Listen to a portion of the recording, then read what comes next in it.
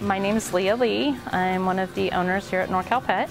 My name is James Lee. I'm one of the co-owners at NorCal Pet. We opened it up, me and my wife, and Tim opened this shop up about 2 years ago. It'll be 2 years in March, but we're close to that point. And what we've been doing is rescuing dogs and finding them better homes.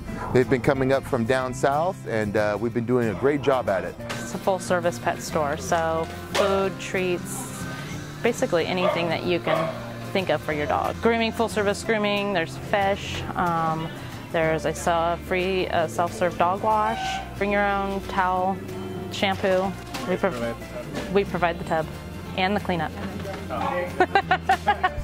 I actually worked with Leah years and years ago at Adele's restaurant, and we've just stayed friends, and she opened NorCal Pet and I got involved, and I was so excited to work with somebody who was just as passionate as I am and is rescuing animals, and we started working together, and I would pull some animals out of the shelter down south before they're euthanized, and she would help me get them adopted up here, so worked out really well. This girl right here is Gladys. She's one of our adoptables.